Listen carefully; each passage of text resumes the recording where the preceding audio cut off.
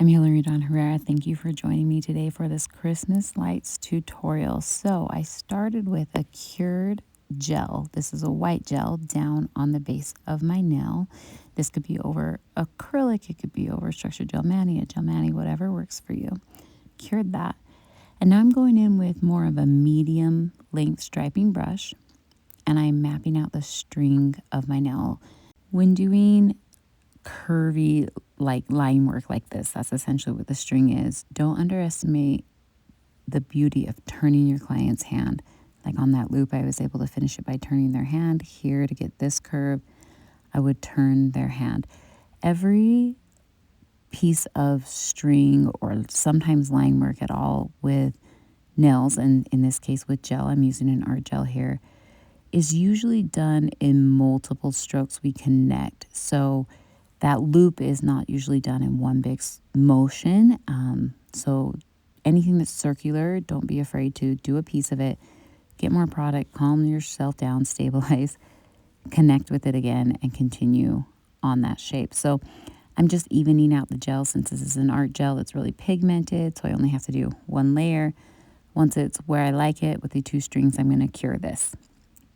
Now for the attachments of the Christmas lights. This could be in gold or silver. I'm matching the color of my Christmas string. And essentially I start with the loop because that's a feature of this nail art. And I put the bulb where I want it, and then I'm working away from it, spacing out the lights evenly.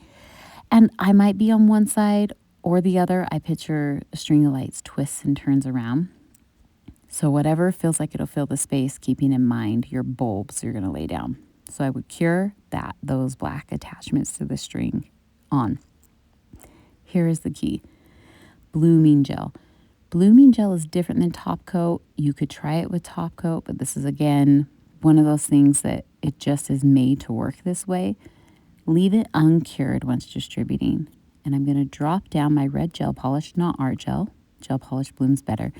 A little away from my black little attachment to the string, because I am planning on and hoping for this gel polish to essentially bloom, like the name says, out and spread out. And this is what creates that glowy effect for us. So I'm laying it down in uncured gel.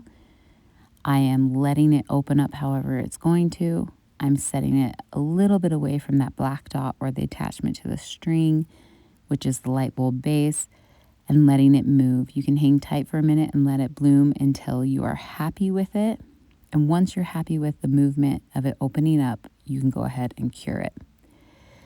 Now this step you don't have to do, or you could do it with a dotting tool. I like this. I'm essentially just putting pressure down with my brush and then lifting up, creating solid bulbs inside the glow. So there you can kind of see, they're almost like little lines, but I'm creating that bulb shape using gel kind of balled up on the end of my brush. So place down, pressure, and then lift up. Cure that. And then I'm just taking a touch of my white gel polish, not even art gel, and on one side of the bulb, so here I chose the top side, I'm putting a little highlight on the bulb. You could do this in another red that was close or green that was close to it. I chose to do it in white. It just adds a little bit of detail. Again, not required, but a super fun look that gives it just a little bit more of a wow factor.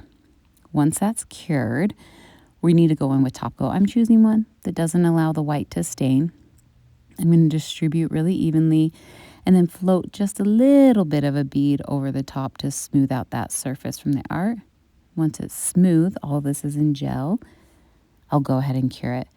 And this is your glowing Christmas light tutorial. I'm Hilary Dawn Herrera. Please like, please subscribe, please share. I hope you go and make this your own magic.